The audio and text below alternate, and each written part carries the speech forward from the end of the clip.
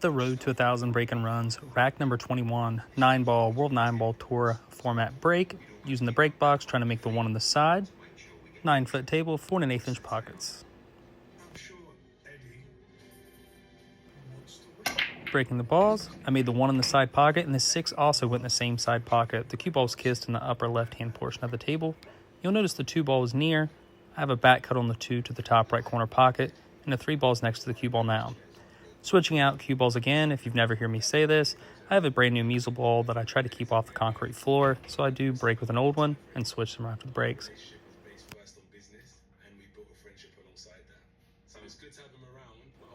You see me put my cue on the table. I'm trying to find a path to see where I can send the cue ball around the table to get shape on the 3, the highest probability without running into another object ball.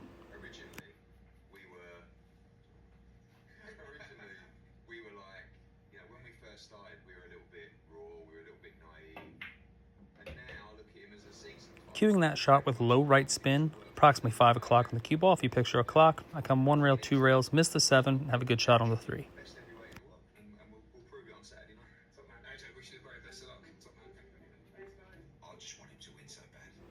The 4 ball is approximately right in the middle of the table as you see. I'm trying to find the natural path to play shape on the 4. I decide to come 1, 2, 3 rails to play the 4 in the side pocket.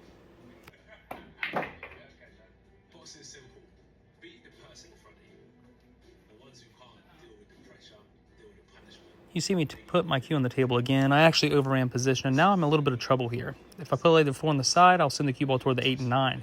I probably should have played shape on the 4 in the bottom left-hand corner pocket now that I watched the video. This is the beauty of videoing. But here I'm playing the the 4 ball in the top right-hand corner, just rolling it in. I didn't have to do anything with the cue ball, just allow the natural angle to take. And then basically speed was all. And now I have a great shot on the 5 to play shape on the 7.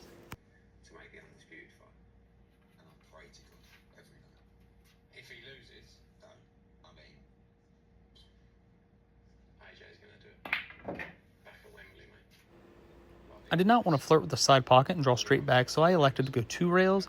I basically used a stun shot. By stun shot, I mean center of the cue ball, as far as, on top or bottom of the cue ball, but with a little bit of right spin to send the cue ball back down toward the 7.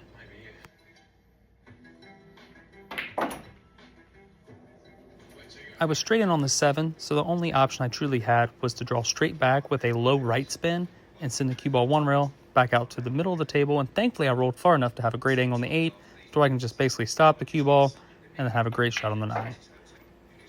There, I used a low cue ball, basically a stop shot. I just hit it with enough speed, and I had a little bit of an angle, so I sent it to the rail and wanted to get the cue ball off the rail so I have a nice area to cue with the cue ball and didn't have to worry about being on the rail.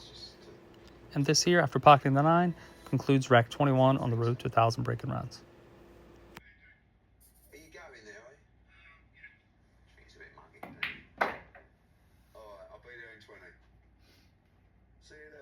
Rack 22 on the Road to 1,000 Break and Runs, 10-ball magic rack, 9-foot table, 4 1/8 inch pockets. I'm honestly not exactly sure how good this break is. I'm constantly tinkering things right now that I normally wouldn't do during tournaments or gambling. Just trying to increase my break, increase the power, and see what I can do. But I'm going to try to make the balls in the side pocket.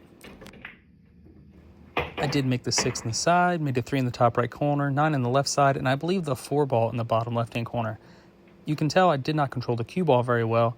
I had a lot of power behind this break. My whole goal of doing these videos, or this challenge to myself, is to learn how to induce more power, some pop, and basically pocket more balls in the break, therefore making the runouts a lot easier. At any given time, I can just rear back and barely pot break the balls and possibly make the balls in the side pocket and go from there. But the whole point of this is to push myself and to get better. You notice I did switch cue balls again as I explained prior. Here is a pretty standard run out. I have a great shot on the 1. The 2 ball is close to the 1 ball. Playing position shouldn't be too tough.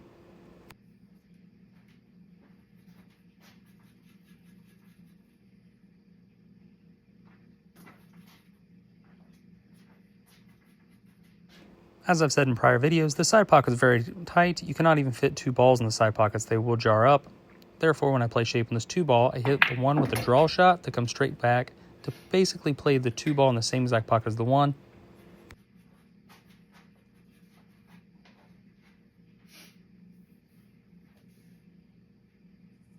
The stroke on this 2 is very nice.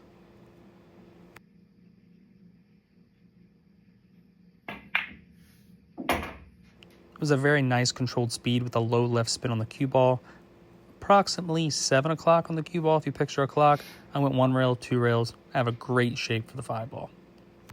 If you've never shot that exact shot with that stroke, you'll notice the spin kind of breaks just a little bit.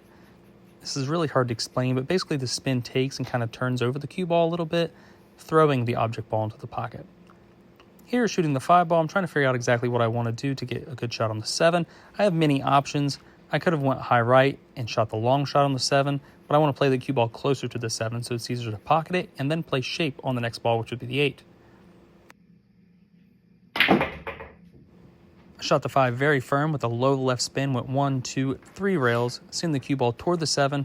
Therefore, I'm about 2 feet, maybe 2.5 feet from the 7 ball, and now playing shape on the 8 is very easy.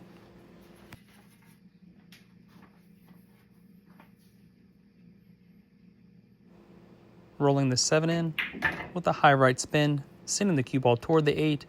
I definitely don't want to be straight in. I like to have a little bit of an angle, just as I do now. That way when I pocket the 8, I can get the cue ball off the rail and have a nice place to put my hand and cue the cue ball for the 10.